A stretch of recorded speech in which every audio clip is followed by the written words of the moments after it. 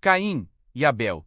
O primeiro assassinato. Depois de serem expulsos do jardim do Éden, Adão e Eva começaram uma nova vida fora da presença direta de Deus.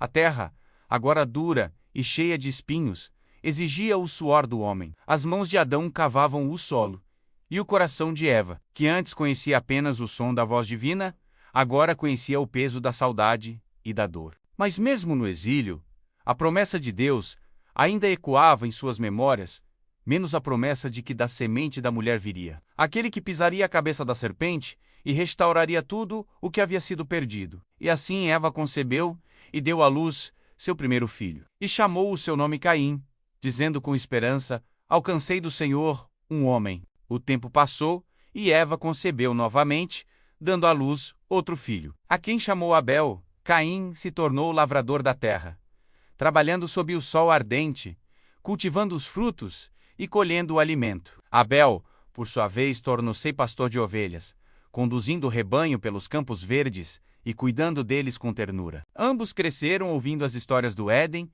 contadas por seus pais, com olhos marejados de lembrança. Sabiam que havia um Deus que os criara, um Deus santo e justo, que exigia obediência e fé.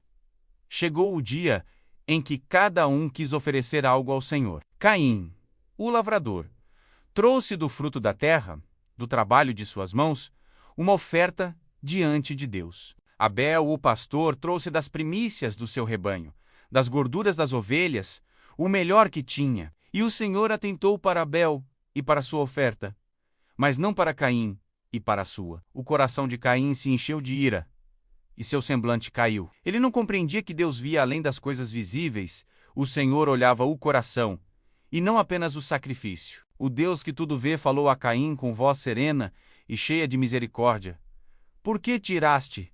E por que descaiu o teu semblante? Se fizeres o bem, não serás aceito, mas se não fizeres o bem, o pecado jaz à porta, e sobre ti será o seu desejo. Mas sobre ele deves dominar. Era um aviso, uma oportunidade de arrependimento. Mas o orgulho e a inveja já haviam encontrado morada em seu coração. Caim se afastou, levando consigo a sombra da ira. Certa tarde chamou Abel ao campo. Abel, confiante e inocente, o seguiu. O vento soprava sobre as planícies e o sol caía no horizonte. Então, movido pelo ciúme e pela escuridão interior, Caim se levantou contra seu irmão e o matou. O sangue de Abel manchou a terra pela primeira vez, e o eco do grito da vida perdida subiu ao céu. O primeiro assassinato havia acontecido, e a terra, que antes bebera apenas o orvalho, agora bebia o sangue de um inocente. O silêncio que se seguiu foi pesado, como se toda a criação lamentasse. Então o Senhor Deus chamou Caim e perguntou: onde está Abel, teu irmão? E ele respondeu friamente: não sei. Sou eu o guardador do meu irmão? A voz de Caim tentava esconder o que Deus já sabia. E o Senhor disse: que fizeste? A voz do sangue de teu irmão clama a mim desde a terra. Agora maldito és tu da terra, que abriu a boca para receber da tua mão o sangue de teu irmão. Quando lavrares a terra, ela não te dará mais a sua força. Serás fugitivo e errante sobre a face da terra. Caim ouviu o juízo de Deus e sentiu o peso de sua própria culpa. É maior a minha maldição do que posso suportar, disse ele com voz trêmula. Eis que hoje me lanças fora da terra, e da tua presença me esconderei. Serei fugitivo e errante, e todo aquele que me encontrar me matará. Mas o Senhor, mesmo em sua justiça, demonstrou misericórdia. Portanto, qualquer que matar Caim, 7 vezes será castigado. E o Senhor pôs um sinal em Caim, para que ninguém o ferisse. Assim, Caim partiu da presença do Senhor e habitou na terra de Nod, ao oriente do Éden. Eva chorou por seu filho morto e por aquele que se perdera em pecado. Adão olhou o horizonte e sentiu a dor da terra amaldiçoada e o eco da desobediência, que se repetia em sua descendência. A morte havia entrado no mundo, e com ela, o sofrimento e o luto. O pecado que começara com um fruto, agora se manifestava em sangue. A promessa ainda estava de pé, mas o caminho do homem tornava-se cada vez mais distante do coração de Deus.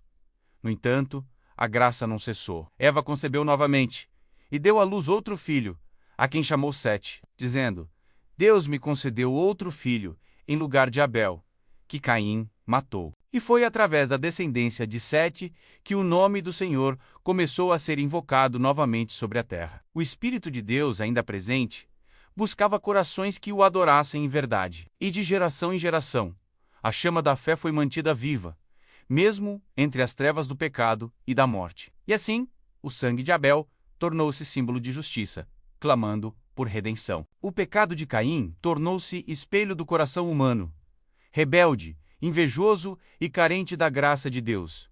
O homem, afastado do Éden, agora via as consequências do seu afastamento. A terra produzia espinhos, os corações produziam ódio, e o sangue clamava desde o chão. Mas Deus, em sua infinita sabedoria, já preparava um plano perfeito de restauração. Um dia, outro sangue seria derramado.